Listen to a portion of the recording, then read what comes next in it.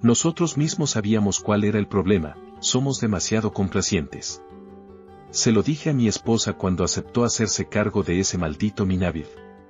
Ya cuidábamos al niño pequeño de un amigo cada jueves, y también llevábamos a una señora del pasillo a hacer compras. Además, están los críos de caridad a los que ella les da clases de piano gratis. Es demasiado. Así que, cuando la tía Margaret nos pidió que cuidáramos a su animalito, el Minavid, mientras ella viajaba a Bélgica, quise negarme. Claro que mi esposa dijo que no. Tú debes saber lo que pasa con los Minavids. Repiten los sonidos que disfrutan una y otra vez. Leí en internet el caso de una mujer japonesa que cuidó el Minavid de una amiga. A los 3 días, el pájaro no paraba de hacer el sonido de un microondas. Ella ya no aguantó y le soltó: cállate o te convierto en yakitori. Evidentemente, esa frase se le quedó como favorita. Después pasó el mes entero intentando reeducarlo. Así que nosotros estuvimos 2 semanas portándonos lo mejor posible. Nada de insultos, nada de gritos. Bueno, en fin, nos portamos bien. La tía de mi esposa ama la música clásica, así que dejamos la radio en FM, en emisora de música clásica. El problema fue que el pájaro se enganchó con Alan Titchmarsh. Tuvimos que cambiar a la BBC Radio 3. Y, aparte de que podía imitar el teléfono, el maldito también lo imitaba. Yo estaba esperando una entrevista de trabajo, y todo fue bien hasta que pasaron 2 semanas desde que el pájaro llegó a casa. El primer golpe fue una llamada desde Bélgica: la tía había tenido un accidente, necesitaba cirugía. Se disculpó 1000 veces y nos pidió que siguiéramos cuidando al Minavid hasta encontrarle un sitio a largo plazo. Eso fue, comparado con lo que pasó después, una molestia menor. Confieso que algo en el parloteo constante del pájaro me dejaba en alerta. Empecé a no poder dormir. Una noche, mirando fijamente el techo, con los ojos abiertos y la mente sin engancharse, escuché un fragmento de música en la habitación de al lado. Eran las 4 de la mañana. Me pregunté si alguien había dejado la radio encendida. O quizá era el Minavid. Quise ignorarlo, pero estaba demasiado alterado. Fui a la otra habitación, apagué la radio, y me giré hacia el Minavid. Iba a decirle algo, pero por mucho que lo intente, no puedo describir con palabras lo que ocurrió después. De algún modo, lo que el pájaro me dijo quedó grabado en mi alma. Escucho cada sílaba con una claridad insoportable, pero no puedo ponerlo en papel. Voy a intentar describírtelo. Una voz profunda, gutural, cansada, pero llena de maldad. Como si viniera desde el suelo, desde un sepulcro lejano, con moho, de esos que no deberían tener voz. Lo que dijo no lo entendí, pero me llenó de un miedo inevitable, aplastante. Era a la vez completamente ajena y, sin embargo, reconocible al instante, como si yo hubiera conocido esa voz desde que nací. En un parpadeo estaba otra vez en la cama, las sábanas tiradas sobre la cabeza, temblando como si la columna se me hubiera vuelto gelatina. Mi esposa, para mi suerte, duerme como una piedra. 2 veces más esa misma noche oí aquel fragmento de música y luego la voz. Y cada vez sonaba más cerca. No pude evitar que me sacudieran los temblores. A la mañana pregunté si la había despertado algo. Por suerte, no. Tuve ganas de pedir que lo echaran, pero sabía que eso lo empeoraría. Además, ya llevábamos 2 semanas con quejas. Si de pronto inventaba una historia rara, sonaría a pretexto.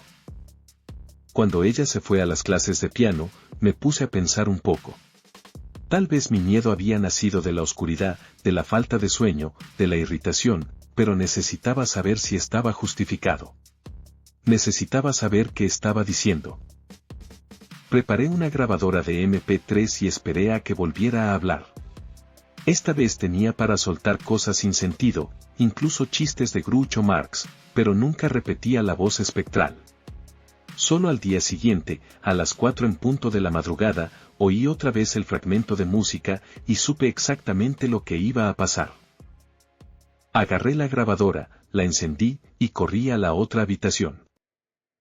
Oí una voz de mujer: «Ve». Él sale. Reconocí la frase. Era de una película antigua, en blanco y negro, que habíamos visto esa misma noche. Ajusté un poco el volumen, con el estómago encogido, y acerqué la grabadora al Minavir.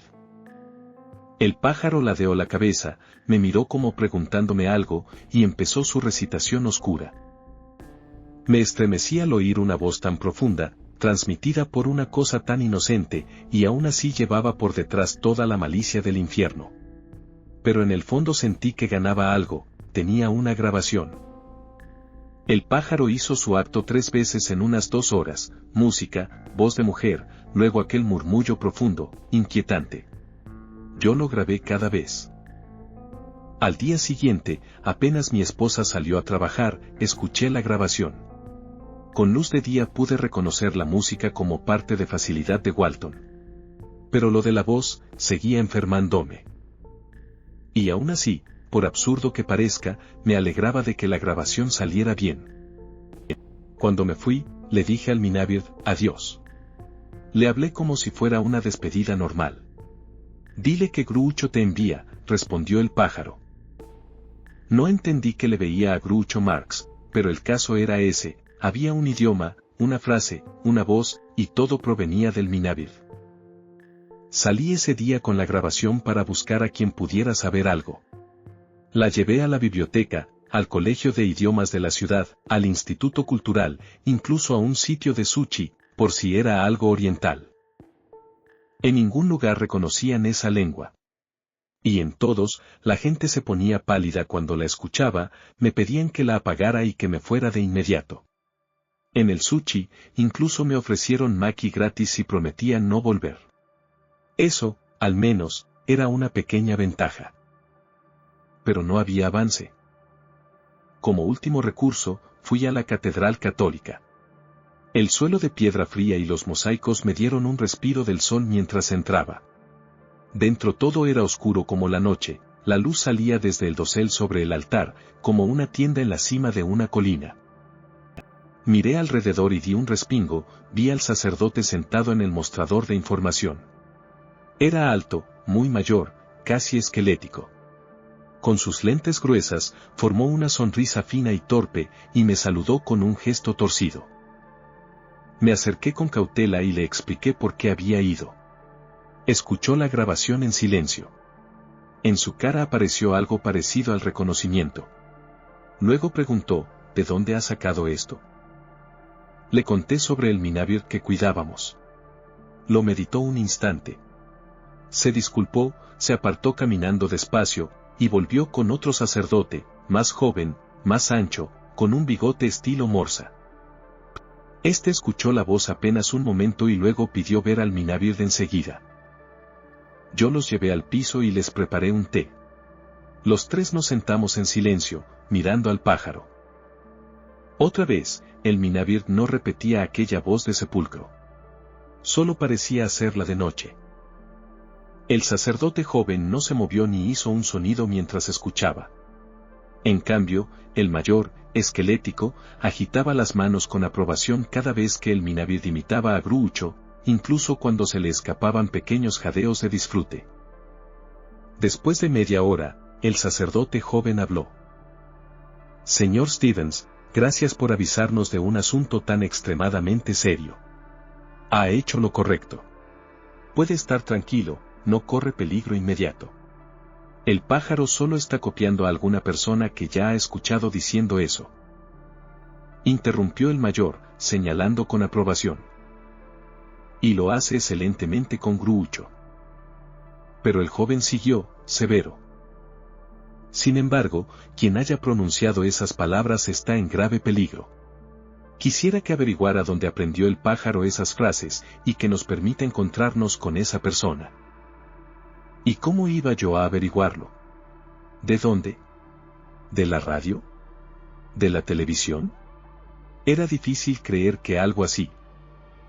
Recuerde a todos los que han hablado con el pájaro, dijo. Yo miré mi té y me estremecí. El joven notó mi resistencia y remató. Señor Stevens, debería sentirse con esperanza. Tiene la oportunidad de salvar un alma. No se presentan esas ocasiones a menudo. Desde entonces empecé a darle vueltas a todo, a escribir listas de gente que había visitado el piso. Si soy sincero, pensé en mi esposa. Últimamente estaba distante, y sabía que el hecho de que yo llevase tanto tiempo sin trabajo estaba minando nuestra relación. No entendía cómo podía ser que su voz encajara, pero algo no terminaba de encajar del todo. En realidad no sabía qué era lo que estaba enfrentando.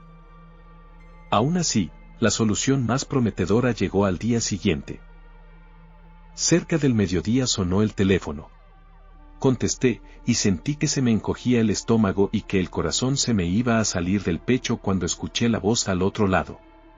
Era un barítono profundo, de piedra, incluso más alegre que el canto nocturno del Minabird, pero con una amenaza inconfundible. Yo intenté responder, pero me ahogué cuando quise formar palabras. «Señor Stevens, ¿está ahí?» «Sí, soy yo», dije, recobrando el control. «Usted está cuidando el Minabird de Margaret, ¿correcto?» «Sí, claro». «Ah, bien. Margaret acaba de llamarme desde Austin. ¿Quiere que yo lo cuide? ¿Puedo pasar mañana por su piso a las 4 de la tarde?» «Sí. Por supuesto. Nos vemos mañana a las 4. Claro, ¿cómo se me había pasado? Si no era alguien que ya había venido a este piso, el Minabird lo había aprendido de alguien. Y si lo aprendió alguien, era porque venía de un amigo de Margaret. Sentí alivio, solo por un instante. ¿Estaba Margaret metida en esto? No lo sabía. Pero sí sabía que ese amigo estaba implicado de alguna forma. Y ahora tenía que enfrentar a ese hombre, a ese terror desconocido. No sabía qué esperar. Y me asaltaba la duda, si lo desenmascaraba, ¿cómo reaccionaría? ¿Sería seguro? Al día siguiente llegó una tormenta brutal de verano. El cielo de Londres se tiñó de verde oscuro, como si el sol fuera de zafiro. La lluvia golpeaba los cristales y se deslizaba miserablemente por los canalones. Era jueves, volvíamos a cuidar al bebé. Era un mal momento.